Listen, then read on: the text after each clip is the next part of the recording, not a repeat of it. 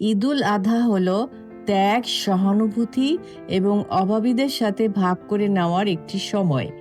২০২৬ সালে brick foundation বাংলাদেশের বিভিন্ন স্থানে সফলভাবে তার প্রথম কোরবানির কর্মসূচি পরিচালনা করেছে। আমাদের দাতা ও সমর্থকদের উদারতার জন্য অসংখ্য ধন্যবাদ। এই বছরের উদ্যোগের অংশ হিসাবে গরু ও ছাগল কোরবানি করা হয়েছে। সকল মাংস যত্ন সহকারে প্রস্তুত করে ৫০০রও বেশি সুবিধাবঞ্চিত পরিবারের মধ্যে বিতরণ করা হয়েছে, যা তাদের ঈদুল আজহার আশীর্বাদ ও আনন্দে অংশীদার হতে সাহায্য করেছে। অনেক পরিবারের জন্য এই সহায়তা কেবল একবেলা খাবারের চেয়েও বেশি কিছু ছিল।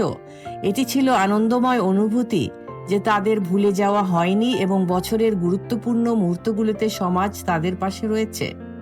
এই কর্মসূচিকে সম্ভব করে তোলার জন্য ব্রিক ফাউন্ডেশন তাদের সকল দাতা, স্বেচ্ছাসেবক এবং সমাজের সকল সদস্যদের প্রতি আন্তরিক কৃতজ্ঞতা জানাচ্ছে।